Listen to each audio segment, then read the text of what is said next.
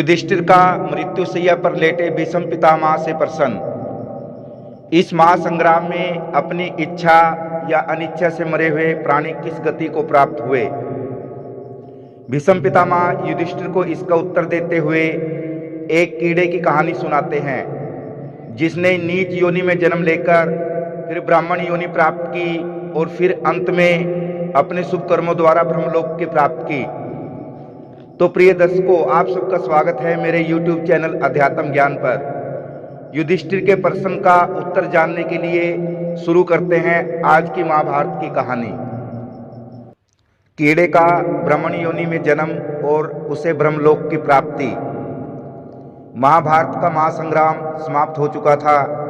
कुरुक्षेत्र की रणभूमि पर बाणों की सैया पर लेटे भीष्म पितामह उत्तरायण का इंतजार कर रहे थे, ताकि वे अपने इस भौतिक और नश्वर शरीर को त्याग कर महाप्रस्थान की ओर जा सकें। एक दिन धर्मराज युधिष्ठिर, वासुदेव, कृष्ण और भाइयों सहित उनके पास आए और अपने मन को शांत करने के लिए पूछने लगे, पितामह, इस महासमर में जो क्षत्रिय अपनी इच्छा या अनिच्छा से मारे गए हैं, वे किस गति को प्राप्त हुए हैं। महायुद्ध में मनुष्य के लिए अपने प्राणों का त्याग करना अत्यंत कष्टकारी होता है। कोई भी प्राणी स्वेच्छा से अपने प्राणों का त्याग नहीं करना चाहता। आखिर इसका क्या कारण है। परम ज्ञानी गंगापुत्र भीष्म ने ज्येष्ठ पांडुपुत्र की बातों का समर्थन करते हुए कहा, निश्चय रूप से इस जगत में आया प्रत्येक जीव उन्नति या अवनति, शुभ या अशुभ अवस्था में सुख ही मानते हैं और वे मृत्यु को प्राप्त होना नहीं चाहते। तुम्हारी जिज्ञासा को शांत करने के लिए मैं तुम्हें एक प्राचीन कथा सुनाता हूँ। एक बार वेदव्यास जी अपने रथ से कहीं जा रहे थे। अकस्मात ही उन्होंने एक कीड़े को उनकी गाड़ी के पहिए के आगे बड़ी तेजी से भागते हुए देखा। समस्त देहधारियों की भाषा को जानने वाले व्यास जी ने कीड़े से पूछा, कीट, तुम बहुत डरे हुए और उतावले हो, आखिर तुम कहाँ जा रहे हो। प्रत्युत्तर में कीड़ा भी मनुष्य की भाषा में कहने लगा, इस बैलगाड़ी की गड़गड़ाहट की भयंकर आवाज के कारण मुझे बड़ा भय हो रहा है। मुझे ऐसा लगता है कि यह गाड़ी कहीं मुझे कुचल ही न दे। गाड़ी पर बैठे मनुष्य की ऊंची आवाज और उनके द्वारा बैलों पर चाबुकों के प्रहार से मुझे बड़ा डर हो रहा है। प्राणियों के लिए मृत्यु दुखदाई है और सभी को अपना जीवन दुर्लभ लगता है। इसी डर से मैं भाग रहा हूँ। कीड़े के ऐसा कहने पर व्यास जी के मन में बड़ा कौतूहल हुआ और उससे पूछने लगे, कीट, तुम्हें सुख कहाँ है। तुम तो अधम कोटि के जीव हो। तुम्हें शब्द, स्पर्श अथवा गंध का अनुभव नहीं होता। तुम्हें इस अवस्था में कौन सा सुख प्राप्त होता है। अतः मेरी समझ के अनुसार तो तुम्हारा मर जाना ही अच्छा है।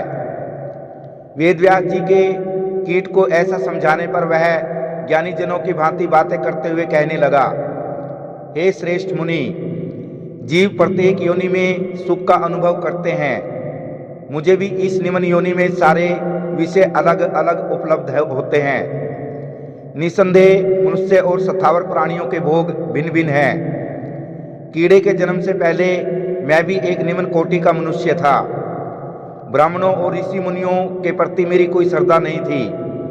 मैं सभी से कटु वचन बोलता, सभी से द्वेष रखता और असत्य बोलकर और लोगों को धोखा देकर उनके धन को हड़पना मेरा स्वभाव बन गया। धन संग्रह करने की कुप्रवृत्ति के कारण मैंने कभी अन्नदान नहीं किया। दूसरे मनुष्यों के पास धन धान्य, सुंदर स्त्री, अच्छी सवारियां और उत्तम लक्ष्मी को देखकर मेरे मन में हमेशा उनके प्रति ईर्ष्या रहती थी। पूर्व जन्म में मैंने सारे निंदित कार्य ही किए थे। शुभ कर्मों में तो केवल घर में अपनी वृद्ध माता की सेवा करना तथा केवल एक दिन घर आए ब्राह्मण का आतिथ्य सत्कार किया था। इसी पुण्य प्रभाव के कारण मुझे पूर्व जन्म की स्मृति है। अब मैं पुनः किसी शुभ कर्म के द्वारा सुख पाने की आशा करता हूँ। अतः हे महाज्ञानी पुरुष, वह कल्याणकारी कर्म क्या हो सकता है। कृपया अपने श्रीमुख से उसके बारे में बताइए। कीड़े के इस प्रकार अनुरोध करने पर श्री वेद व्यास जी उसे कहने लगे, कीट, तुम जिस शुभ कर्म के प्रभाव से नीच योनि में जन्म लेकर भी मोहित नहीं हुए, वह मेरा ही प्रभाव है। मेरे दर्शन के कारण ही तुम मोहग्रस्त नहीं हो रहे। मैं अपने तपोबल से तुम्हारा उद्धार अवश्य करूंगा। यदि तुम्हारे मन में धर्म के प्रति श्रद्धा है तो यह तुम्हें अवश्य प्राप्त होगा।